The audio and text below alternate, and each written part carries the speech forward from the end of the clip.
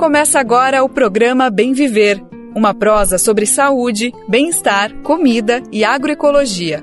Produção Rádio Brasil de Fato.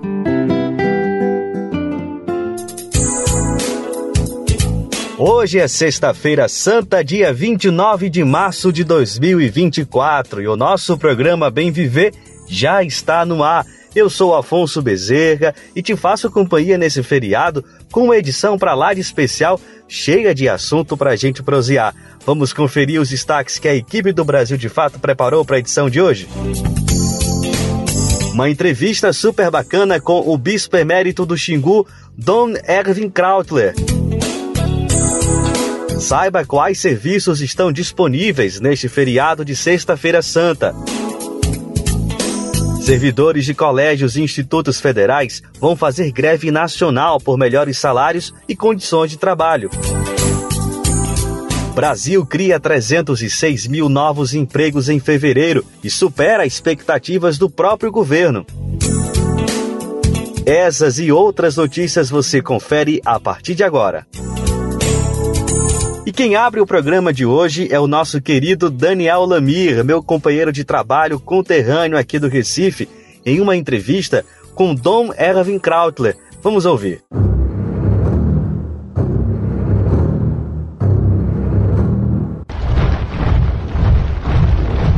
Atenção Brasil, o Regimento Sampaio, o grupo de... Futuro interrompido. 60 anos do golpe no Brasil.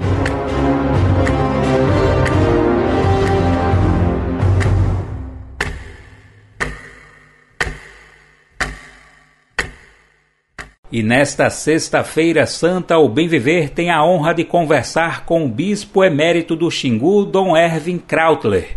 Religioso e ativista dos direitos humanos, Dom Erwin tem uma imensa participação como defensor dos povos originários e da floresta amazônica. Além de atuar na região do Xingu, já foi presidente da Repam Brasil, a rede eclesial pan-amazônica. Durante essa trajetória, também atuou ao lado da irmã Dorothy Steng. Dom Erwin Krautler, nós do Brasil de Fato agradecemos pela sua presença nessa conversa de hoje. Com muito prazer, estou aqui às suas ordens. Maravilha, Dom Erwin. E nesta Sexta-feira Santa, quais seriam as palavras de amor e justiça que poderiam ser utilizadas frente a todas essas desigualdades e também guerras que temos acompanhado? O que é que o senhor compartilharia para quem está nos ouvindo agora? Bom, a primeira coisa, eu me lembro logicamente da morte na cruz, nosso Senhor Jesus Cristo, mas a última palavra não foi falada no alto da cruz. A última palavra é falada na manhã da Páscoa. Ao ressuscitar Jesus, Deus deu seu sim irrevogável à vida.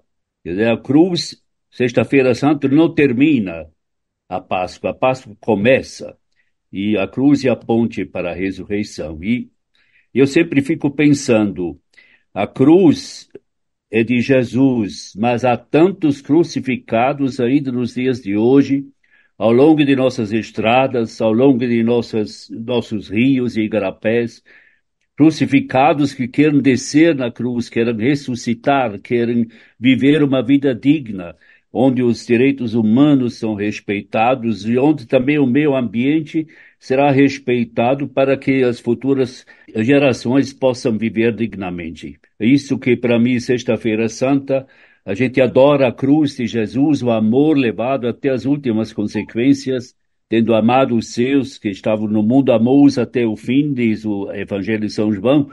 Mas esse fim não é apenas o fim cronológico, esse fim é o extremo do amor, da doação, da entrega total de Jesus à causa da vida. Dom Erwin, vivenciamos também agora um período em que a memória da ditadura militar no Brasil está ainda mais em evidência por conta dos 60 anos do golpe de 64.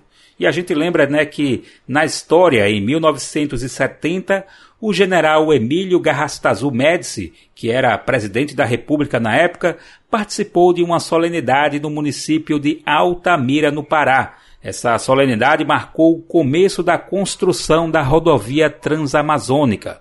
E a gente destaca, que naquele momento, os jornais afirmaram que o então presidente assistiu emocionado à derrubada de uma árvore de 50 metros, isso para dar início à obra que cortaria toda a Amazônia.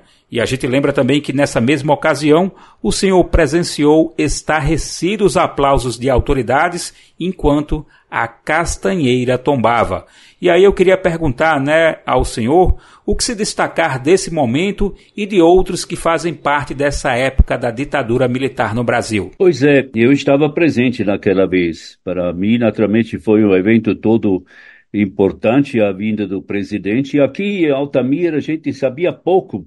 Nos primeiros anos, sabia pouco desse golpe. A gente sabia que a democracia tinha terminado e agora são os militares que estão orientando, que estão dirigindo, governando o Brasil. E isso nós sabíamos, mas detalhes a gente não sabia. Aqui, não chegou aqui. Altamira era uma cidade muito pequena. Naquele tempo, em 64, 65, Altamira tinha 9 mil habitantes, 10 mil habitantes. Todo o município, talvez 15 mil, 16 mil habitantes. Hoje tem 130 mil, Mudou por completo. Mas a vinda do presidente, de fato, inaugurou uma época que foi primeiro elogiada, e se falava do milagre econômico brasileiro devido à Transamazônica, Perimetral Norte, Zona Franca, Angra dos Reis, e Itaipu, e tudo isso que acontecia naquela época. Porém, o que nunca se falou, ou se esqueceu, pelo menos na imprensa oficial, era as consequências, o que seguiu a essa nova direção, a esse novo governo. O presidente veio aqui e foi no marco, a gente chama marco oficial, tem até outro nome que a gente usa aqui, de fato, e assisti àquela história lá da derrubada. Isso, para mim, foi tão impressionante, porque como se pode aplaudir a derrubada de uma castanheira, castanheiro símbolo da mata amazônica, junto com o ipê. Castanheiro é praticamente um símbolo que nos relembra toda essa exuberância da Amazônia. E derrubar, claro, eles diziam que, até eu tenho aqui o que estava escrito naquela placa, que depois foi uma placa de bronze incrustado no tronco da árvore da castanheira. Nestas margens do Xingu, em plena selva amazônica, o senhor presidente da República dá início à construção da Transamazônica numa arrancada histórica para a conquista deste gigantesco mundo verde. Quer dizer, se tratava de conquistar o mundo verde, mas o que significava conquista? Derrubar. Naquele tempo a gente falava assim, benfeitoria é mata derrubada. Inclusive, para conseguir um banco, um crédito, tinha que apresentar mata derrubada, quer dizer, terra beneficiada é mata derrubada, quer dizer, degolar, matar, arrasar. Isso seria sinônimo de progresso, de desenvolvimento. Eu fiquei naquele tempo, até hoje, quando me lembro, eu fiquei desnorteado, para dizer a verdade, Disse, como que se pode derrubar para dizer agora chega o progresso? Derrubar significando desenvolvimento, aplaudindo. Claro que os militares viram a estrada e a gente não pode esquecer que a Transamazônica, logicamente, foi planejada. Disse que o presidente Médici, antes de ser presidente, o general do Exército, Emílio Garrastazu Médici, teria sobrevoado o Nordeste e teria esse Nordeste castigado pelas secas e teria olhado lá de cima a situação do Nordeste e depois teria olhado para o Norte Para a Amazônia, teria dito terra sem homens para homens sem terra. Esse é um slogan que a gente atribui ao presidente, ao general Médici. Primeiro, ele errou porque a Amazônia sempre foi habitada, mesmo que a densidade populacional fosse mínima, mas se diz que os indígenas e vários povos já estavam aqui na Amazônia 12 mil anos atrás. Isso, os cientistas, os arqueólogos lembram disso. Depois, do século XVII em diante, a Amazônia foi povoada ao longo dos rios e igarapés, né? As famílias ribeirinhas até os dias de hoje. E não pode dizer homens sem terra, para terra sem homens. As mulheres até se esqueceu, o presidente se esqueceu, né? Terra sem homens e mulheres, poderia dizer, mas não, tudo isso existia. E aí começou a Transamazônica e não se lembrou, né? O governo, naquele tempo, quase ninguém se lembrou que o meio ambiente teria que ser respeitado. O início foi até interessante, porque se sonhava com a Transamazônica que cada família, não era pessoa individual que recebesse um lote, mas cada família receberia um lote de 100 hectares. 100 hectares. Mas só poderia derrubar 20%, quer dizer, 20 hectares. E então 80% teria que ficar. Além do mais, na Transamazônica foi construída, mas do quilômetro 120, no trecho Altamira-Itaituba, do 120 até o 140, era reserva florestal dos dois lados. Isso tudo não funcionou, porque a reserva florestal do 120 a 140, do lado direito, indo para o rumo de Itaituba-Santarém, e foi invadido e hoje não existe mais nada. A mata do outro lado ficou porque é área indígena, mas as madeiras de lei foram todas roubadas. Não tem mais nada disso. E também aquele negócio de 20% também não funcionou. Hoje estamos diante de uma geografia aqui, de uma realidade que a gente não imaginava nunca naquele tempo, porque tem quilômetros e mais quilômetros que não tem mais nenhuma mata virgem, não, nem para lembrar a história. Mas eu estava falando que a visão da Transamazônica não era apenas para os nordestinos flagelados pelas secas infindáveis, que a gente pareciam infindáveis. A Transamazônica tem outro aspecto que muitas vezes a gente se esquece. Existia o geopolítico Golbery Couto e Silva. E ele sempre, isso é do tempo dos militares, sempre considerou a Amazônia o calcanhar de Aquiles para a defesa nacional. E então, isso é fato.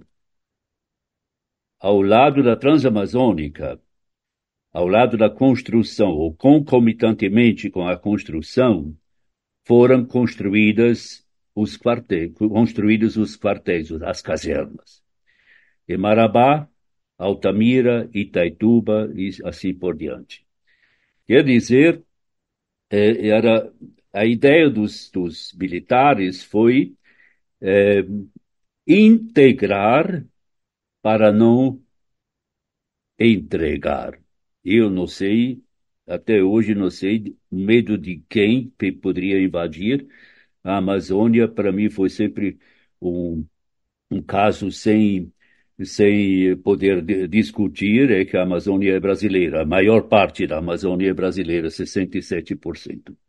E divide a Amazônia com 9 países, mas o Brasil tem 67%. Mas ninguém nunca ia invadir essa Amazônia, a não ser que já invadiram, quando a gente pensa em tantas firmas eh, eh, internacionais, multinacionais, e que continuam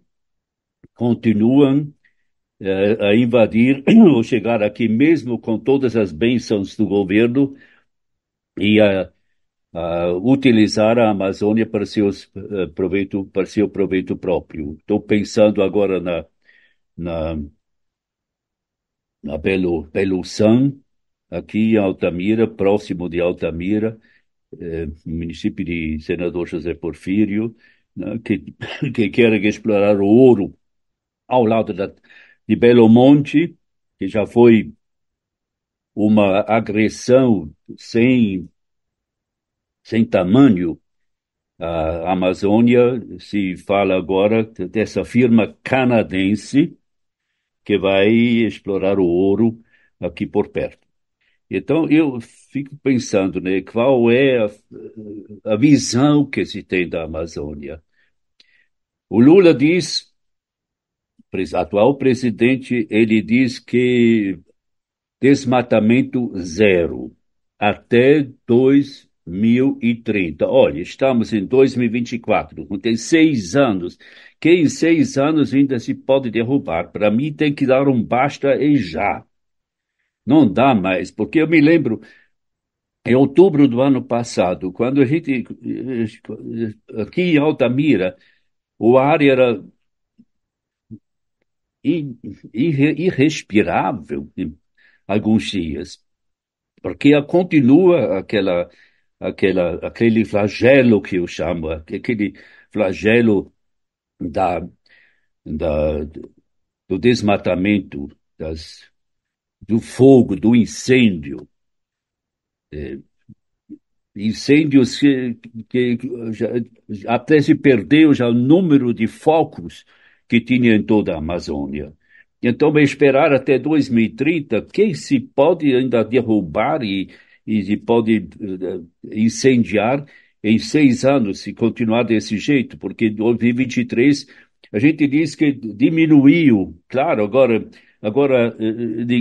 nos primeiros meses de 2024, logicamente não há incêndio, porque nós estamos aqui na época da chuva. Aqui nós temos duas estações do ano, a estação seca e a estação das chuvas. E na chuva, logicamente, não se faz incêndio. Agora, dizer para Deus e o mundo que diminuíram consideravelmente, não sei quanto por cento, não adianta agora, porque a época dos incêndios, a época da derrubada, é setembro, outubro, novembro, dezembro. Então, aí que tem que ver. E em 2023 ainda foi grande. E se continuar desse jeito, pelo amor de Deus, o que vai acontecer com a Amazônia? Isso eu debito realmente no governo militar, que abriram, e o presidente passado aderiu àquele slogan do seu ministro do Meio Ambiente, deixar a boiada passar, né? Uma visão da Amazônia que é intragável, que não se pode compreender, não? Eu queria fazer uma retrospectiva também na história, não é? O que era o Brasil? O Brasil colônia. Todas as cidades que se edificaram estão situadas no litoral. Por quê? Porque o Brasil foi considerado uma província para exportar. A gente foi, os portugueses vieram para buscar. Eu tenho a impressão que a Amazônia se tem a mesma, da Amazônia se tem a mesma ou semelhante visão. A Amazônia se considera a última fronteira agrícola, foi as selvas para os madeireiros, por último, foi a província energética, com tantas barragens, e a Amazônia sempre é algo, também a província mineral, né? Só no estado do Pará, pelo amor de Deus, quantos minérios tem aqui, não é? Mas Sempre se pensou a Amazônia, aí pode buscar, é infinito, que não tem, nunca chega ao término, nos próximos 200 anos. Então, não se tem o respeito necessário, que seria importante para a manutenção, a salvaguarda da Amazônia. E para isso, precisa ter vontade política e precisa ter coragem, porque contrariar multinacionais que de repente não podem explorar a Amazônia como estão acostumados a fazer, isso não é muito fácil, não. Em todo caso, se espera do governo, do atual governo, que tome posições firmes e não apenas para aparecer na imprensa e dizer até 2030 vamos acabar com os incêndios da Amazônia o desmatamento. Não, vamos lutar já. E isso precisa, sem dúvida, também um IBAMA que é hábil, que pode realmente controlar e pode tomar a frente para evitar esses incêndios de grande escala. Se precisa muito mais investir nesse órgão para fiscalizar aquilo que está acontecendo aqui. Agora já falei muito, não sei se tem outras perguntas que você vai fazer para mim. Dom Ervin, teriam muitas, né? Porque quando a gente escuta, né, a gente tem uma riqueza de palavras, né, de memórias, de projeções, de, enfim, muitas coisas importantes. Então, com certeza teria muita coisa para a gente conversar, mas eu quero ainda fazer só mais uma pergunta para a gente fechar essa conversa de hoje. Na sua visão, Dom Ervin, qual a relação, né, das ações de Jesus com todo o amor e justiça de sua trajetória frente a essa perspectiva, né, de destruição que vemos no dia a dia e até com essa perspectiva de progresso que o senhor trouxe aqui para a nossa análise, né? Como é que a gente pode trazer, né, colocar frente a frente esses dois lados? Para mim, toda a defesa da Amazônia também é um assunto religioso. A gente não pode separar as coisas. A religião não é uma gaveta que a gente puxa e empurra. A religião, para mim, é exatamente essa consciência de que recebemos de Deus uma linda criação, um meio ambiente maravilhoso, especialmente aqui na Amazônia, que é o berço de tantos povos que hoje ainda lutam pela sobrevivência. Isso para mim, se eu rezo, creio em Deus Pai Todo-Poderoso, Criador do céu e da terra, se eu rezo assim, é uma grande responsabilidade. E não podemos esquecer, em nome de Deus, não podemos esquecer as futuras gerações. Porque muitas vezes a gente pensa, não, graças a Deus nós estamos bem, ainda não é tão difícil, ainda tem muita terra, ainda tem muita selva, muita mata, muitos rios, muita água, mas nos esquecemos das futuras gerações. Nós temos uma imensa responsabilidade pelas crianças que hoje nascem ou hoje estão no jardim de infância ou no grupo escolar. Nós temos uma responsabilidade. Que terra, que meio ambiente vamos deixar para as futuras gerações? As futuras gerações nos vão nos julgar de uma maneira muito, muito séria e muito forte se nós não abrimos a mente e o coração para esse meio ambiente aqui na Amazônia que Deus nos concedeu. Nós recebemos a Amazônia como algo, uma doação, uma dádiva divina, mas a responsabilidade por essa dádiva divina é também em relação às futuras gerações. Dom Ervin, foi um prazer essa conversa contigo, mas o tempo chegou. Obrigado pela conversa, viu? Muito bem, agradeço também, tá? Muito bem, até outra hora, viu? Daniel, desejo-lhe uma Semana Santa muito profunda e tudo de bom, tá? Também para a sua família lá no Recife. Vai passear na Avenida Boa Viagem, não é? Com certeza, Dom Ervin, vou daqui a pouco fazer esse passeio e também, né, carregando comigo essas importantes palavras da nossa conversa de hoje, viu? Obrigado. Obrigado. Conversamos com Dom Ervin Krautler, bispo emérito do Xingu e ex-presidente da Repam Brasil. Do Recife, da Rádio Brasil de Fato, Daniel Lamir. Brasil, o Regimento Sampaio, o grupo... Futuro interrompido. E nesta sexta-feira santa, feriado nacional, muitos serviços e estabelecimentos não funcionam. Agências bancárias, correios, hospitais e estabelecimentos comerciais como shopping centers podem ter o horário de funcionamento alterado. Por isso, se você está pensando em sair no feriado, na tentativa de resolver algum problema ou realizar algum tipo de atendimento, é sempre bom checar antes de sair de casa.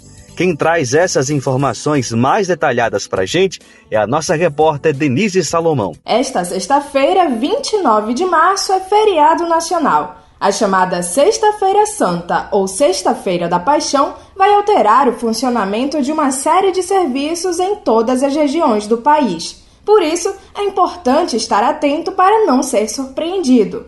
Por se tratar de feriado em todo o país, as agências bancárias estarão fechadas para atendimento ao público. Quem precisar acessar os serviços terá as opções de autoatendimento, como os canais digitais, como sites e aplicativos e caixas eletrônicos. Se você tiver conta com data de vencimento em 29 de março, poderá fazer o pagamento no próximo dia útil. As agências dos Correios também estarão fechadas, mas as unidades que têm atendimento aos sábados vão funcionar no dia 30. Os Correios oferecem a central de atendimento durante todo o dia no feriado, no site e por telefone. As unidades de atendimento presencial do INSS ficarão fechadas nesta sexta. No entanto, a central telefônica que atende no número 135 e o aplicativo e o site Meu INSS estarão disponíveis para quem tiver demandas urgentes. As unidades de urgência e emergência em saúde seguirão operando em sistema de plantão nesta sexta-feira e também no domingo de Páscoa. Com isso, as UPAs, unidades de pronto atendimento do SUS, ficam abertas, assim como hospitais de urgência e emergência na rede privada. Já o funcionamento das farmácias depende de cada localidade. Em algumas cidades, há escalas de plantão ou revezamento. Algumas drogarias ficam abertas para garantir o atendimento e outras fecham.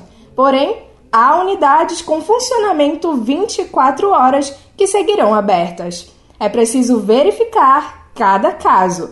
Também é preciso checar como vai funcionar o comércio em cada cidade. Mesmo shopping centers podem ter o horário de atendimento alterado ou ter alguma loja aberta e outras fechadas. O esquema de atendimento depende de negociações que são feitas entre os sindicatos de comerciários e trabalhadores do setor, além das legislações municipais. De Belém, da Rádio Brasil de Fato, locução Denise Salomão. E hoje é dia de espetáculo em todo o Brasil. Espetáculos a céu aberto que encenam a paixão de Cristo já virou tradição em muitos lugares do país, como por exemplo em Nova Jerusalém, no Agreste Pernambucano, aqui onde estou. E quem conta mais sobre essas encenações da paixão de Cristo é Joana Cortes, da Rádio Agência Nacional. No Brasil, já é uma tradição. Durante o período da Páscoa, espetáculos a céu aberto encenam a paixão de Cristo em diversas cidades país adentro. A mais conhecida de todas, na Cidade Teatro de Nova Jerusalém, acontece a 180 quilômetros do Recife, no município do Brejo da Madre de Deus, no Agreste Pernambucano. Nos 9 palcos ao ar livre, a história da paixão, morte e ressurreição de Jesus Cristo é interpretada por 50 artistas e mais de 400 figurantes. O recifense André Menezes levou a filha Luísa, de 9 anos, no primeiro dia do espetáculo, que este ano é encenado todas as noites até o sábado de Aleluia, dia 30 de março. Ele conta sobre a experiência de se juntar a uma plateia de cerca de 70 mil pessoas para acompanhar um espetáculo teatral que une a arte dramática, a fé e ao sagrado. Essa foi a minha primeira vez. Eu tenho 48 anos, a Paixão de Cristo tem há 55 e é muita gente, era um mar de gente. Lá é um teatro ao ar livre, são vários palcos e a gente fica andando pelo espaço. A encenação dura mais de 3 horas. É cansativo, mas é muito bonito. Vale a pena de você ver. É muito bem feito, é muito profissional. A gente vê a emoção das pessoas, realmente sente mesmo visão de ver Jesus sendo crucificado, ressuscitando. A Paixão de Nova Jerusalém não é a única a ter um grande público de espectadores. No interior de São Paulo, em Santana de Parnaíba, que fica a 52 quilômetros da capital paulista, o espetáculo é encenado há 28 anos na região da barragem Edgar de Souza, às margens do rio Tietê. Em uma área de 15 mil metros quadrados, estão montadas 14 réplicas dos locais sagrados, como Palácio de Pilatos, Casa de Maria, Mesa da Santa Ceia, Cruz, aquedutos romanos. Com entrada gratuita, a encenação da Paixão de Cristo em Santana de Parnaíba começa nesta quinta-feira e vai até o sábado. Uma curiosidade é que a maior parte do elenco é composta pelos próprios moradores da cidade. De acordo com a Prefeitura de Santana de Parnaíba, a expectativa é que este ano cerca de 30 mil pessoas assistam ao espetáculo a céu aberto durante os 3 dias. Artista de teatro há 19 anos, Rogério Alves é ator do grupo teatral Boca de Cena, em Sergipe. Mestre em culturas populares e doutorando em artes cênicas pela Universidade Federal da Bahia, ele avalia que o teatro e o sagrado sempre andaram juntos para encenar o mistério da natureza do que é divino. No cerne dessas encenações encontra-se a habilidade única do teatro de criar o quê? Uma conexão visceral entre nós, espectadores, e a mensagem que está sendo transmitida.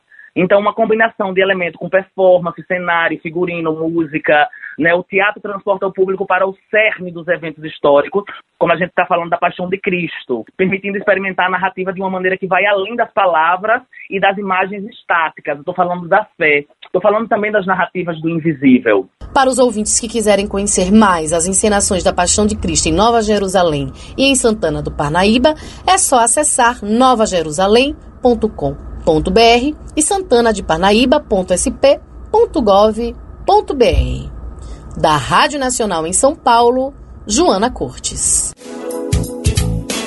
E mudando um pouco de assunto, a mobilização dos servidores públicos federais tem ganhado força. Dessa vez, os servidores da educação decidiram entrar em greve nacional a partir da próxima semana. A categoria reivindica melhores salários e condições de trabalho. Vamos ouvir a reportagem com locução de Douglas Matos. Professores e outros servidores de colégios e institutos federais de educação decidiram entrar em greve por tempo indeterminado a partir da próxima quarta-feira. A decisão foi tomada em assembleia plena do Sindicato Nacional dos Servidores Federais da Educação Básica, Profissional e Tecnológica, o SINASEF, realizada na noite da última quarta-feira. A categoria está mobilizada por melhores condições de salário e trabalho. Elas cobram do governo do presidente Lula a reposição de perdas salariais acumuladas durante os governos dos presidentes Michel Temer e Jair Bolsonaro, além da reestruturação do plano de carreiras, mais investimentos nas instituições e a realização de um concurso para contratar mais trabalhadores. Uma assembleia do SINASEF em março já tinha votado por um indicativo de greve. Assembleias regionais confirmaram esse indicativo, que agora foi aprovado nacionalmente. A greve tende a afetar o funcionamento de colégios federais, como o Colégio Pedro II, no Rio de Janeiro, e os institutos federais que oferecem ensino médio, técnico e até superior. No total, são cerca de 90 instituições e 70 mil servidores envolvidos. A paralisação nos institutos federais tende a engrossar o movimento grevista, que cresce em todo o sistema federal de ensino. Os servidores técnicos administrativos das universidades federais estão em greve desde o último dia 11. O movimento afeta pelo menos 30 universidades do país. Até agora, mais de 50% da base da Federação de Sindicatos de Trabalhadores Técnico-Administrativos em Educação, isso das instituições de ensino superior públicas do Brasil, aderiram ao movimento. Os técnicos administrativos constituem uma das 64 carreiras administrativas do Poder Executivo Federal. São aproximadamente 133 mil servidores ativos e 69 mil aposentados. Já os professores de universidades federais e centros federais de educação tecnológica anunciaram uma greve a partir do próximo dia 15 de abril. A decisão foi tomada na sexta-feira, dia 22, em reunião conjunta entre representantes de 37 seções sindicais de diferentes partes do país, após assembleias. Segundo o Sindicato Nacional dos Docentes das Instituições de Ensino Superior, o ANDES, que organiza a mobilização, a greve é consequência da falta de avanço nas tentativas de negociação com o governo. Os professores também pedem recomposição salarial, reestruturação de carreira e melhores condições de trabalho. O Brasil, de fato, entrou em contato com a assessoria de imprensa do MEC, o Ministério da Educação, para um posicionamento sobre os movimentos grevistas nas universidades, mas ainda não obteve retorno. De São Paulo, da Rádio Brasil de Fato, locução Douglas Matos. E em Minas Gerais, uma notícia que expressa a conquista das mulheres sem terra. O INCRA, o Instituto Nacional de Colonização e Reforma Agrária, selou um compromisso em regularizar áreas historicamente ocupadas por mais de 500 famílias do MST. A área é uma referência quando se trata de produção de alimentos e cuidado com a terra. Vamos ouvir essa boa história na reportagem de Ana Carolina Vasconcelos. A possibilidade do INCRA regulamentar as áreas do MST em Minas Gerais foi recebida com alegria pelas mais de 400 famílias dos 11 acampamentos que formam o Quilombo Campo Grande, em Campo do Meio, no sul de Minas. Durante os últimos 26 anos, os acampados já enfrentaram 12 tentativas de despejo.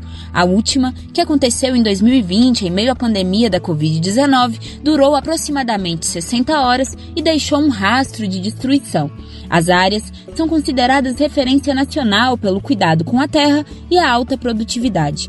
Tuíra Tule, acampada do Quilombo Campo Grande e membro da direção nacional do MST, destaca que o reconhecimento do Estado será fundamental para que as famílias consigam trabalhar e proteger as terras. Nós, hoje, com essas 459 famílias, temos mais de 2.200.000 pés de café, temos mais de 1.000 hectares de lavoura, entre feijão, gergelim, amendoim, uma diversidade muito grande. Já plantamos nessas terras mais de 150.000 árvores.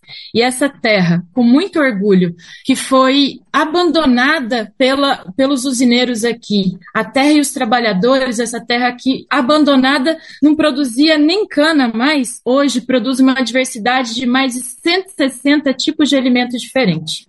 Então, a gente deu passos importantes na organização da produção sem nenhum subsídio do Estado brasileiro, ainda não sendo reconhecido como um assentamento. E essa é a nossa grande luta. O compromisso do INCRA em assentar definitivamente as famílias se deu após uma ocupação das mulheres do MST em Lagoa Santa, entre os dias 8 de março deste ano.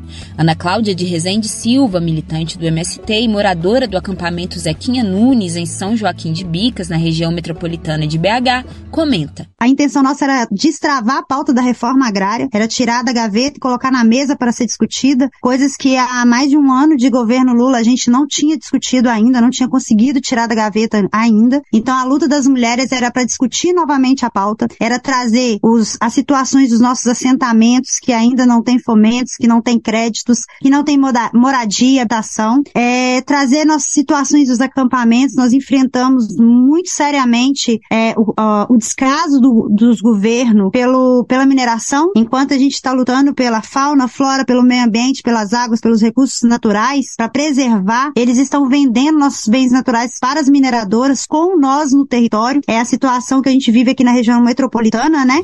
Na região do Vale do Jequitinhonha, os acampados do Terra Prometida também esperam ser assentados desde 2002. A disputa por essa terra se tornou uma das mais conhecidas do país após o assassinato de 5 sem-terras no episódio que ficou conhecido como Massacre de Felisburgo, a mando do empresário Adriano Chafik. Desde então, o MST entoa o grito de ordem: mataram 5 sem-terras, mas nós seguiremos em frente. Kelly Gomes, uma das sobreviventes do massacre, destaca que entre as 63 famílias que ainda estão no local, o imperativo é a teimosia. A resistência aqui é a partir da nossa teimosia, né?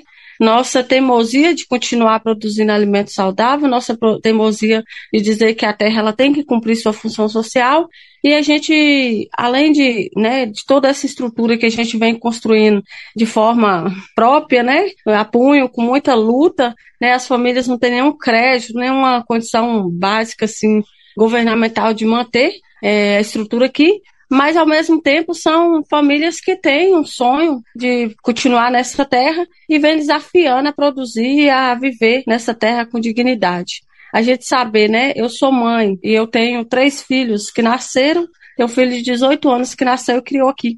E eu tenho muito orgulho de dizer que a gente, nesse território, a gente produz liberdade, dignidade, porque o meu filho cresce aqui com totalmente uma vida diferente do que foi dos meus pais, que era trabalhar explorado para fazendeiros, E a gente reivindicar esse direito é fundamental porque a gente está dizendo assim, não só, também o massacre, ele tem um peso muito grande porque não sai da nossa memória, nos traz tristezas muito fortes, mas a terra ela precisa cumprir sua função social, que é produzir alimento saudável, que é ter função,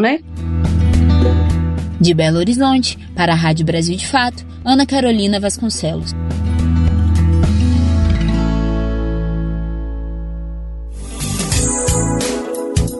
Mudando um pouco de assunto, vamos falar agora sobre emprego com carteira assinada. Coisa boa, não é? O crescimento no número de empregos formais nos primeiros 2 meses do ano surpreendeu até mesmo o governo. Já são mais de 470 mil vagas com carteira assinada preenchidas. Os dados foram divulgados esta semana pelo CAGED, o Cadastro Geral de Empregados e Desempregados. A locução da matéria é de Denise Salomão. A economia brasileira gerou 306 mil empregos com carteira assinada durante o mês de fevereiro. Foram cerca de 2 milhões e 240 mil admissões contra aproximadamente 1 milhão e 900 mil desligamentos. O balanço é do novo CAGED, o Cadastro Geral de Empregados e Desempregados, divulgado nesta semana pelo Ministério do Trabalho e Emprego. O resultado superou a geração de vagas de trabalho em janeiro deste ano, quando foram criados 168 mil empregos formais. Ultrapassou também o resultado de fevereiro do ano passado, quando foram geradas 252 mil vagas. De acordo com o ministro do Trabalho, Luiz Marinho, o saldo foi além até mesmo das expectativas do próprio governo. Os 5 grandes setores da economia registraram saldo positivo em fevereiro. Serviços liderou com 193 mil novos postos de trabalho, seguido pela indústria, com 54 mil vagas. Em seguida, veio a construção civil, com 35 mil postos, comércio, com 19 mil e agropecuária, com 3.700 vagas. No mês passado, 24 unidades da federação registraram saldos positivos de postos de trabalho. O estado com maior saldo foi São Paulo, somando 101 mil postos. Vale destacar que o salário médio de admissão em fevereiro de 2004 foi de R$ 2.082.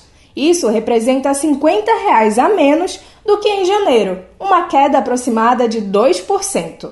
No acumulado do ano, o saldo de empregos foi positivo em 474 mil empregos. Nos últimos 12 meses, o saldo positivo é de 1 milhão e 600 mil empregos. O ministro Marinho aproveitou a divulgação dos dados do CAGED para rebater previsões que ligam o crescimento do nível de emprego no país a uma eventual alta da inflação. A subida dos preços, segundo comentaristas econômicos, poderia levar a um aumento da taxa básica de juros da economia nacional, a Selic, determinada pelo Banco Central. Para o chefe da pasta do trabalho, o começo do ano é atípico e, por isso, os preços tendem a aumentar mais do que o normal por gastos familiares sazonais. Ele ainda disse que empresários podem colaborar com o controle da inflação, planejando sua produção para atender trabalhadores que têm ganhado poder de compra. De Belém, da Rádio Brasil de Fato, com informações da Agência Brasil.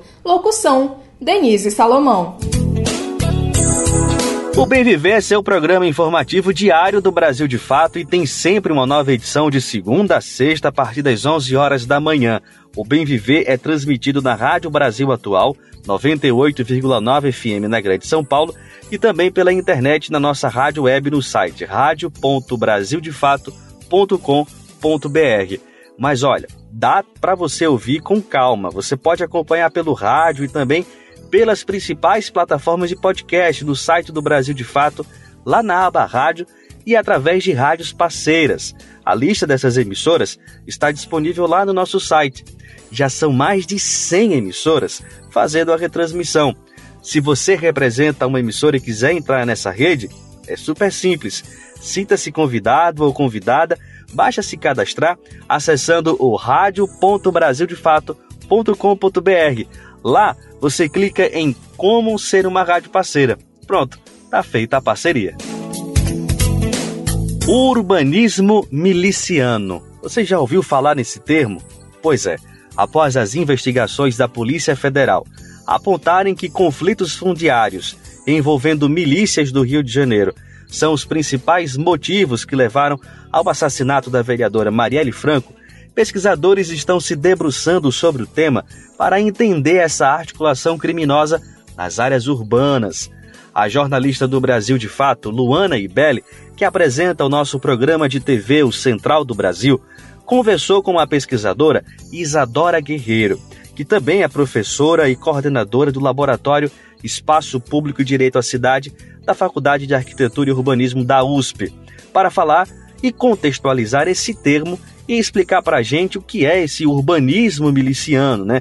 A relação que as milícias têm com a questão fundiária nos territórios urbanos, principalmente no Rio de Janeiro. Vamos ouvir a reportagem de Luana Ibelli. O caso Marielle Franco trouxe à tona um tema pouco abordado: os conflitos fundiários urbanos, ou seja, a disputa de terras dentro das cidades. De acordo com a investigação da PF, Marielle foi morta por causa da atuação dela contra um esquema de loteamentos de terra em áreas de milícia na zona oeste do Rio de Janeiro.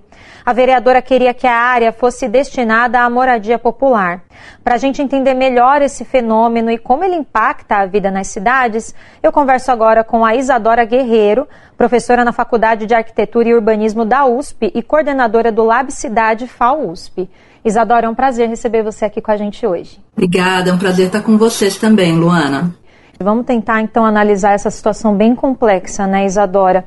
Pesquisadores apontam que o mercado imobiliário já é a principal fonte de renda das milícias fluminenses.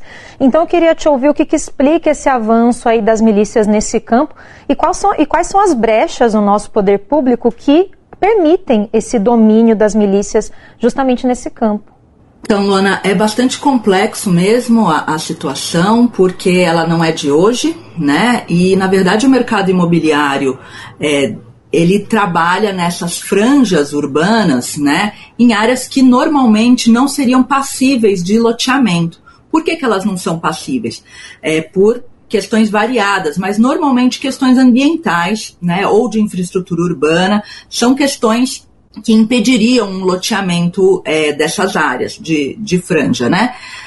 E o que acontece? Justamente por não conseguir legalizar um loteamento nessas áreas, esses loteadores clandestinos acabam fazendo associações com o poder público, seja o legislativo, com vereadores, seja com agentes da prefeitura, da subprefeitura de fiscalização, né, que acabam formando um esquema de corrupção que faz com que, seja no ato da fiscalização, deixem de atuar, né, ou ganhando algum tipo de propina, ou enfim, não atuando, né, e deixam esses loteamentos acontecer em área que não deveria poder acontecer, né, normalmente áreas frágeis ambientalmente falando.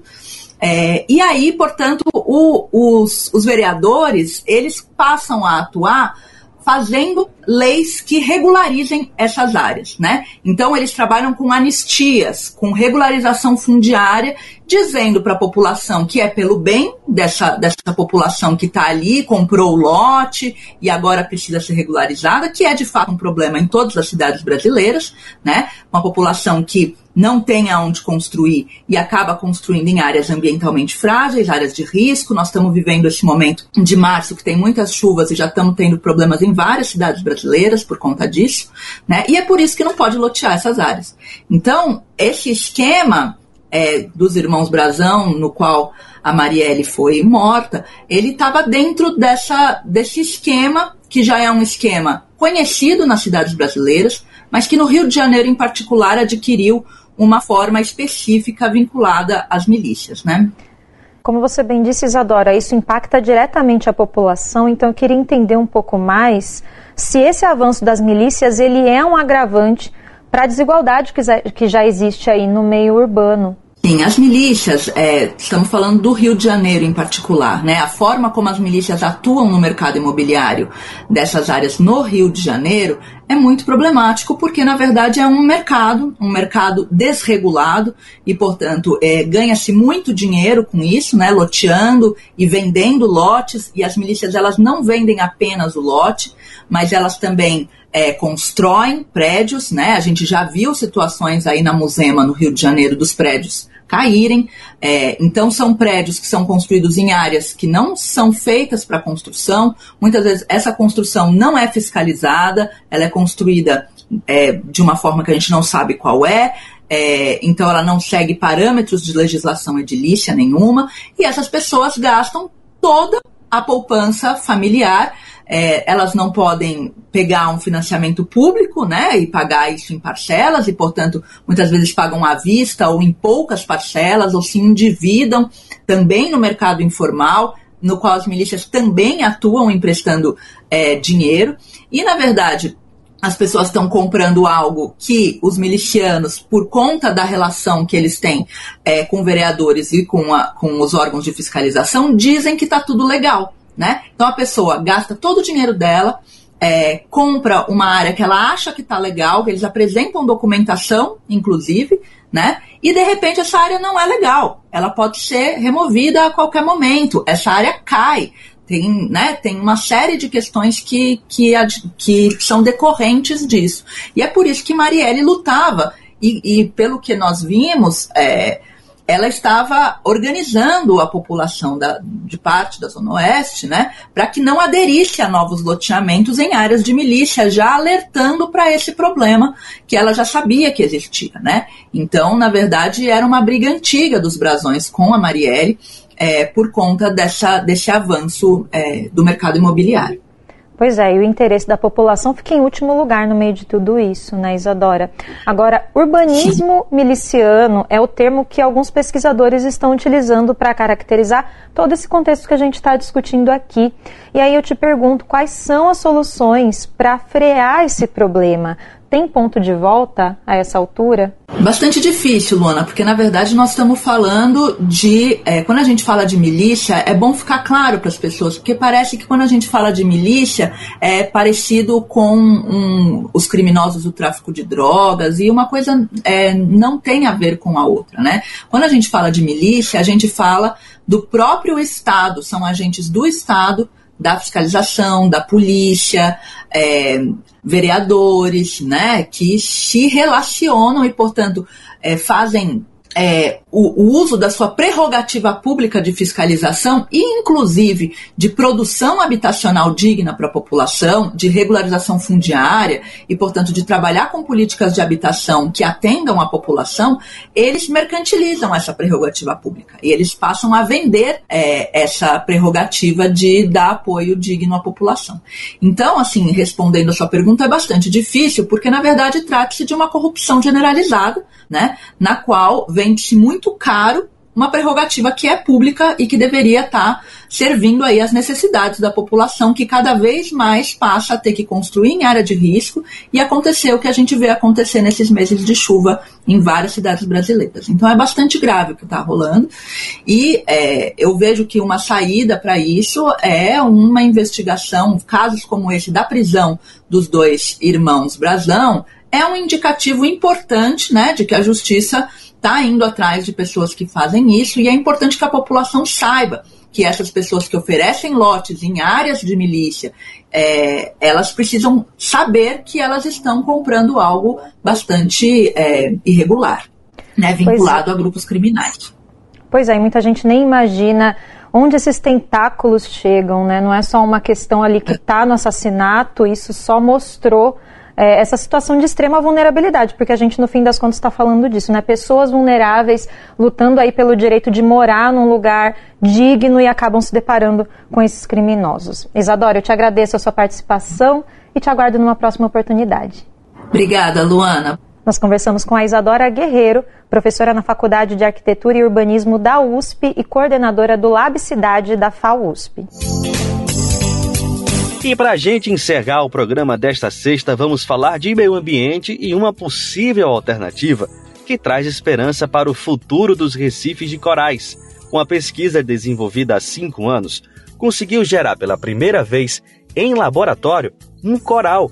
Essa experiência bem-sucedida pode ajudar na preservação dos recifes de corais e, consequentemente, no ecossistema marinho.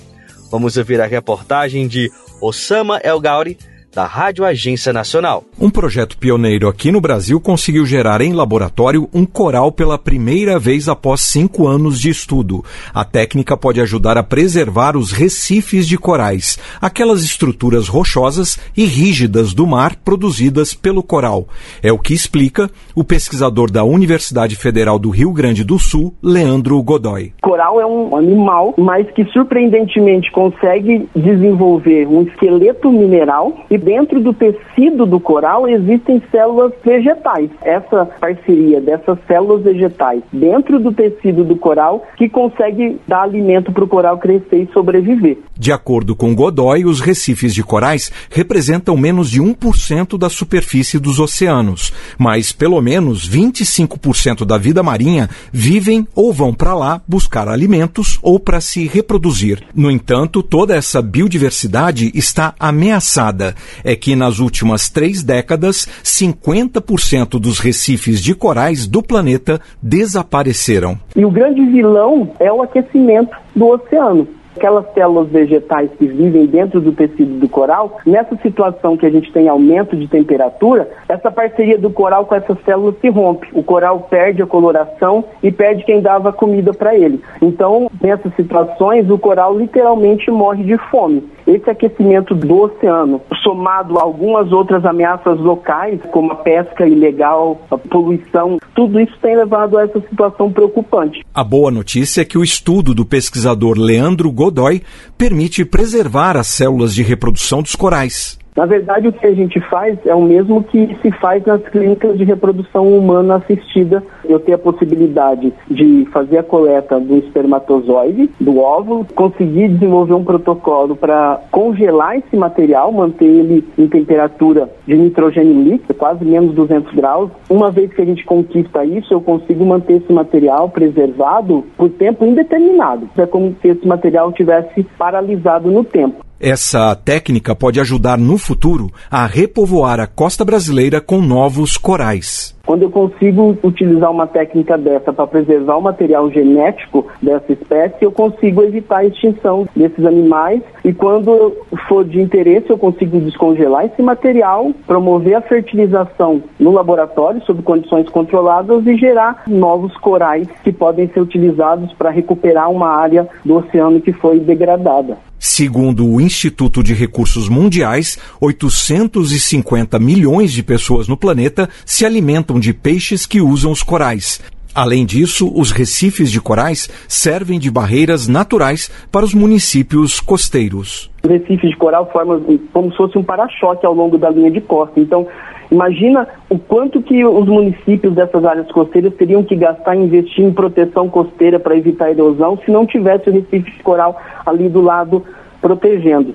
E a diversidade de cores e formatos dos corais também atrai os turistas. Mais de 100 países se beneficiam da indústria do turismo em áreas de recifes. Só o Nordeste brasileiro movimenta mais de 7 bilhões de reais por ano. Da Rádio Nacional em Brasília, Osama El Gauri.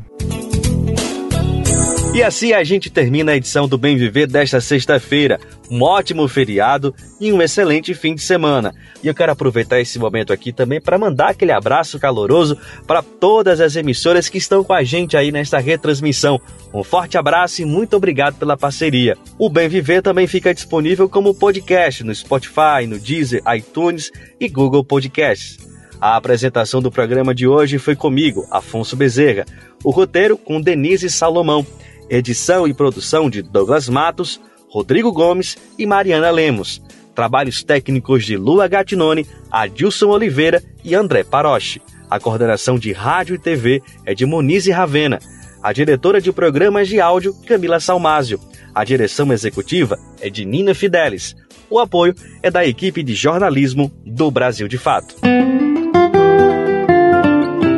Você ouviu o programa Bem Viver, uma prosa sobre saúde, bem-estar, comida e agroecologia.